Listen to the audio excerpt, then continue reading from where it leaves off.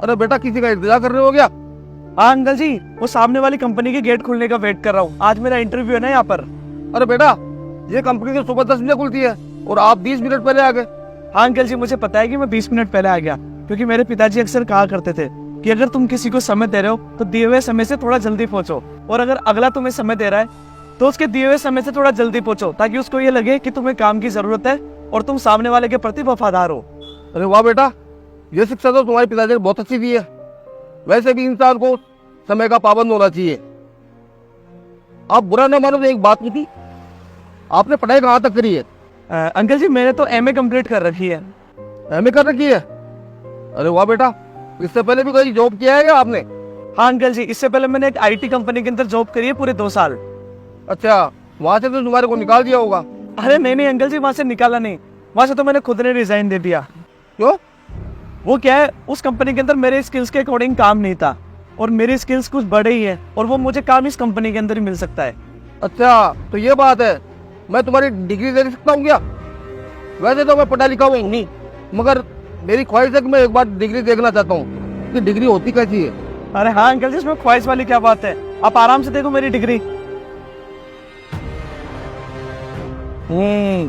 ये होती है डिग्री। बहुत अच्छा बेटा, ये लो तुम्हारी डिग्री। शायद मेरा फोन भी आ रहा है। हेलो, क्या पानी खत्म हो गया?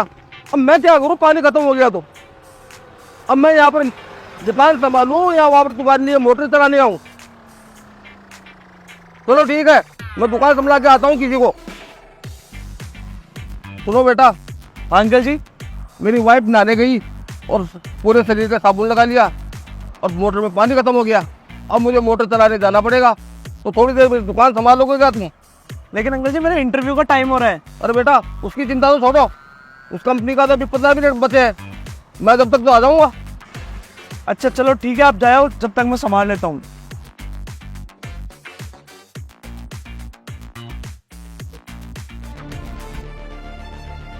अरे भैया, माला कैसे दे रहे हो? भैया माला की एक ही रेट है 80 रुपए। अरे कैसी बात कर रहे हो भैया, उधर 40 और 60 रुपए की माला मिल रही है और आप 80 रुपए बोल रहे हो। अरे तो भैया, आप मार्केट की इतनी दुकानों पर घूम लिए, क्या आपको इस क्वालिटी की माला कहीं पे मिली जो भी इस रेट के अंदर? कैसी बात कर रहे हो यार आप? क्वालिटी क्वालिटी तो सबकी सेम है भैया। अरे भाई कैसी बात कर रहे हो यार? अच्छा चलो इसको छोड़ो, आप ये बताओ, कभी किसी माला वाले को ऐसी ड्रेस के अंदर माला बेचते हुए देखा है आपने? हाँ यार भैया, ड्रेस तो आपने अच्छी पहन रखी है, लेकिन अच्छी ड्रेस पहनने से इस माला का क्या लेना देना? अच्छा भाई साहब, आप मेरे को छोड़िए, लेकिन आप खुद की तरफ तो देखो, आप कितने स्टैंडर्ड के आदमी लग रहे हो।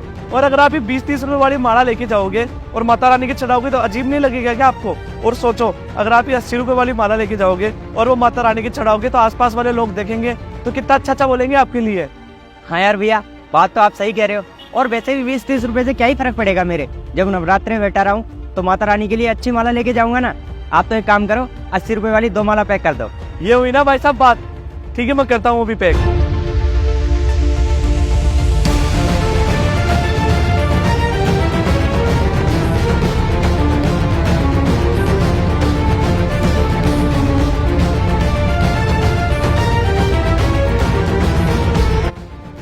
ये लो भाई साहब।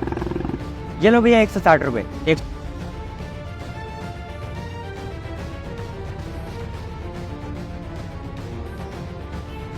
तो बेटा मेरा काम तो हो गया।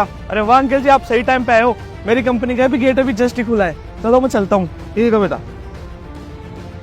वैसे अंकल जी, अभी एक कस्टमर आया था, मैंने उसके 2 माला बेची है, ये लो आपके 160 रुपए।